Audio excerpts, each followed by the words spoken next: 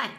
Wednesday's assignment is chapter 29 and then chapter 30. So let's get started. On your PDF, it's page 55. And as you're reading or listening, think about what Stanley sees in the dark clouds, and then you're going to sketch that. And then for chapter 30, you will need to make a character sketch of Zero. All right, chapter 29. There was a change in the weather for the worse. The air became unbearably humid. Stanley was drenched in sweat. Beads of moisture ran down the handle of his shovel. It was almost as if the temperature had gotten so hot that the air itself was sweating. A loud boom of thunder echoed across the empty lake. A storm was way off to the west, beyond the mountains. Stanley could count more than 30 seconds between the flash of lightning and the clap of thunder. That was how far away the storm was. Sound travels a great distance across a barren wasteland. Usually, Stanley couldn't see the mountains at this time of day. The only time they were visible was just at sunup, before the air became hazy. Now, however, the sky was very dark off to the west, and every time the lightning flashed, the dark shape of the mountains would briefly appear.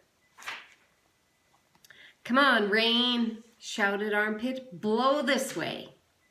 "Maybe it'll rain so hard it will fill up the whole lake," said Squid. "We can go swimming." 40 days and 40 nights, said X-Ray. "Guess we better start building us an ark. Get 2 of each animal, right?" "Right," said Zigzag. 2 rattlesnakes, 2 scorpions, 2 yellow-spotted lizards. I wouldn't want to be on that ark. The humidity, or maybe the electricity in the air, had made Zigzag's head even more wild-looking. His frizzy blonde hair stuck almost straight out. The horizon lit up with a huge web of lightning. In that split second, Stanley thought he saw an unusual rock formation on top of one of the mountain peaks. The peak looked to him exactly like a giant fist with the thumb sticking straight up. Then it was gone. And Stanley wasn't sure whether he'd seen it or not. "I found refuge on God's thumb." That was what his great-grandfather had supposedly said after Kate Barlow had robbed him and left him stranded in the desert. No one ever knew what he meant by that. He was delirious when he said it. But how could he live for 3 weeks without food or water? Stanley had asked his father. "I don't know. I wasn't there," replied his father. "I wasn't born yet. My father wasn't born yet. My grandmother, your great-grandmother, was a nurse in the hospital where they treated him. He'd always talked about how she'd dab his forehead with a cool, wet cloth. He said that's why he fell in love with her. He thought she was an angel." A real angel? His father didn't know. What about after he got better? Did he ever say what he meant by God's thumb or how he survived? No, he just blamed his no-good pig-stealing father. The storm moved off further west, along with any hope of rain. But the image of the fist and thumb remained in Stanley's head. Although, instead of lightning flashing behind the thumb in Stanley's mind, the lightning was coming out of the thumb, as if it were the thumb of God. So you have to sketch what Stanley sees in the cloud. Chapter 30. So now think, as we're reading chapter 30, about what kind of person Zero is, and what are some words that you can use to describe him, and what's the evidence to support that. Chapter 30. The next day was Zigzag's birthday, or so he said. Zigzag lay in his cot as everyone headed outside. "I get to sleep in because it's my birthday." Then, a little while later, he cut into the breakfast line, just in front of Squid. Squid told him to go to the end of the line. "Hey, it's my birthday," Zigzag said, staying where he was.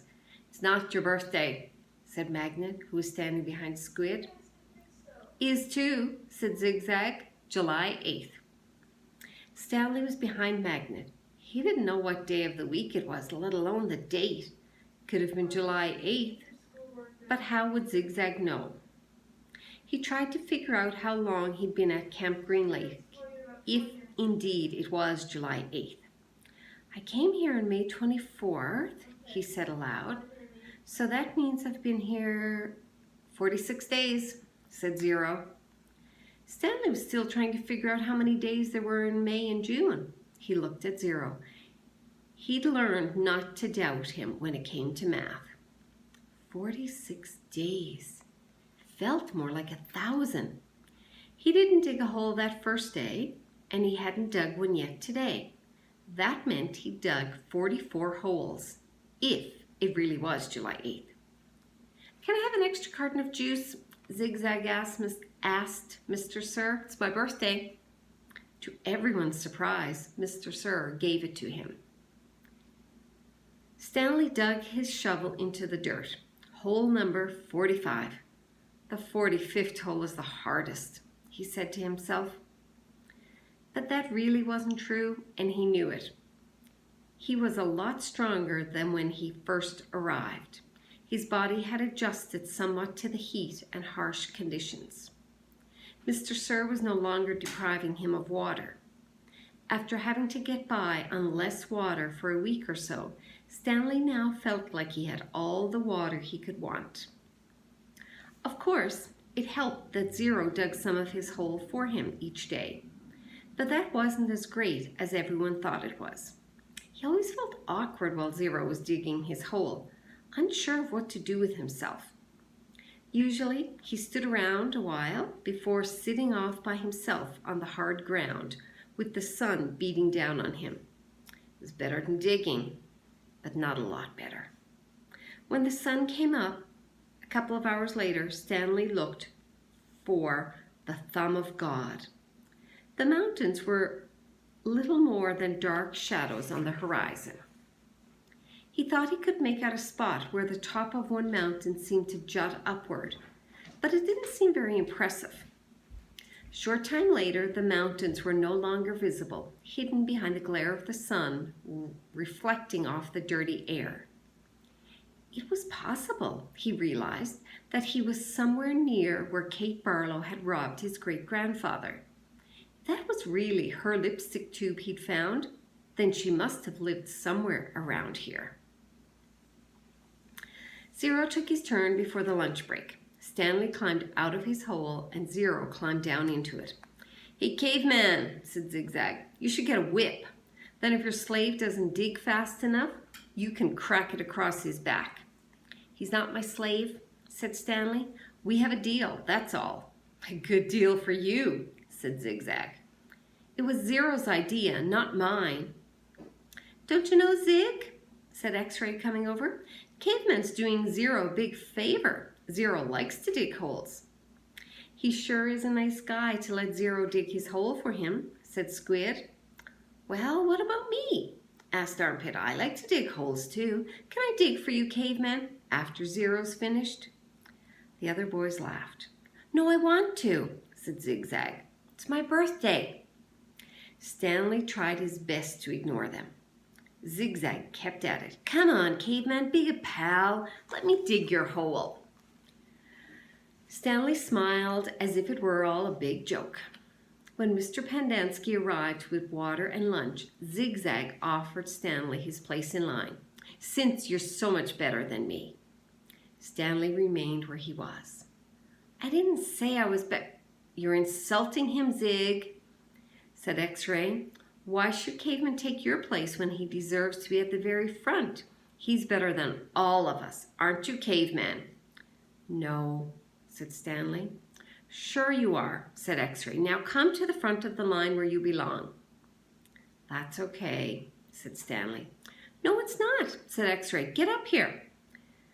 Stanley hesitated, then moved to the front of the line. "Well, this is a first," Mr. Pendanski said, coming around the side of the truck. He filled Stanley's canteen and handed him a sack lunch. Stanley was glad to get away. He sat down between his hole and Zero's. He was glad that he'd been digging his own hole for the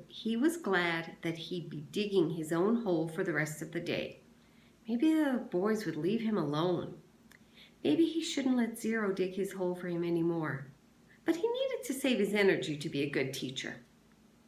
He bit into his sandwich, which contained some kind of meat and cheese mixture that came in a can. Just about everything at Camp Green Lake came in a can. The supply truck came once a month. He glanced up to see Zigzag and Squid walking toward him. "I'll give you my cookie if you let me dig your hole," said Zigzag. Squid laughed. "Here, take my cookie," said Zigzag, holding it out for him. "No thanks," said Stanley. "Come on, take my cookie," said Zigzag, sticking it in his face. "Leave me alone," said Stanley. "Please eat my cookie," said Zigzag, holding it under Stanley's nose. Squid laughed. Stanley pushed it away. Zigzag pushed him back. "Don't push me." "I didn't." Stanley got to his feet. He looked around. Mr. Pendanski was filling Zero's canteen. Zigzag pushed him again. "I said, don't push me." Stanley took a step backward, carefully avoiding Zero's hole. Zigzag kept after him. He shoved Stanley and said, "Quit pushing." "Lay off," said Armpit, as he, Magnet, and X-Ray joined them. "Why should he?" snapped X-Ray. "Caveman's bigger. He can take care of himself." "I don't want any trouble," Stanley said. Zigzag pushed him hard. "Eat my cookie," he said. Stanley was glad to see Mr. Pendanski coming toward them along with Zero. "Hi, Mom," said Armpit. "We were just fooling around." "I saw what was going on," Mr. Pendanski said. He turned to Stanley. "Go ahead, Stanley," he said. "Hit him back. You're bigger." Stanley stared at Mr. Pendanski in astonishment. "Teach the bully a lesson," said Mr. Pendanski. Zigzag hit Stanley on the shoulder with his open hand. "Teach me a lesson," he challenged. Stanley made a feeble attempt to punch Zigzag. Then he felt a flurry of fists against his chest and neck. Zigzag had a hold of his collar with one hand and was hitting him with the other. The collar ripped and Stanley fell backward onto the dirt. "That's enough," Mr. Pendanski yelled. It wasn't enough for Zigzag. He jumped on top of Stanley. "Stop!" shouted Mr. Pendanski. The side of Stanley's face was pressed flat against the dirt. He tried to protect himself, but Zigzag's fist slammed off his arms and pounded his face into the ground. All he could do was wait for it to be over. Then, suddenly, Zigzag was off of him. Stanley managed to look up, and he saw that Zero had his arm around Zigzag's long neck. Zigzag made a gagging sound as he desperately tried to pry Zero's arm off of him. "You're going to kill him!" shouted Mr. Pendanski. Zero kept squeezing. Armpit charged into them, freeing Zigzag from Zero's chokehold. The three boys fell to the ground in different directions. Mr. Pendanski fired his pistol into the air. The other counselors came running from the office, the tents, or out on the lake. They had their guns drawn, but holstered them when they saw the trouble was over. The warden walked over from her cabin. "There was a riot," Mr. Pendanski told her. "Zero almost strangled Ricky." The warden looked at Zigzag, who was still stretching and massaging his neck. Then she turned her attention to Stanley, who was obviously in the worst condition. "What happened to you?" "Nothing. It wasn't a riot." "Ziggy was beating up the caveman," said Armpit. "Then Zero started choking Zigzag, and I had to pull Zero off of Zigzag. It was all over before Mom fired his gun." "They just got a little hot, that's all," said said X-Ray. You know how it is. In the sun all day, people get hot, right? But everything's cool now. I see, the warden said. She turned to Zigzag. What's the matter? Didn't you get a puppy for your birthday? Zig's just a little hot, said X-Ray. Out in the sun all day, you know how it is. The blood starts to boil. Is that what happens, Zigzag? Asked the warden. Yeah, said Zigzag. Like X-Ray said, working so hard in the hot sun while Caveman just sits around doing nothing, my blood boiled. Excuse me, said the warden. Caveman digs his holes just like everyone else. Zigzag shrugged. Sometimes. Excuse me? Zero's been digging part of Caveman's hole every day, said Squid. The warden looked from Squid to Stanley to Zero. I'm teaching him to read and write, said Stanley. It's sort of a trade. The hole still gets dug, so what does it matter who digs it? Excuse me, said the warden. Isn't it more important for him to learn to read? Stanley asked. Doesn't that build character more than digging holes? That's his character, said the warden. What about your character? Stanley raised and lowered one shoulder. The warden turned to Zero. Well, Zero, what have you learned so far? Zero said nothing. Have you just been digging Caveman's holes for nothing? The warden asked him. He likes to dig holes, said Mr. Pendanski. Tell me what you learned yesterday, said the warden. Surely you can remember that.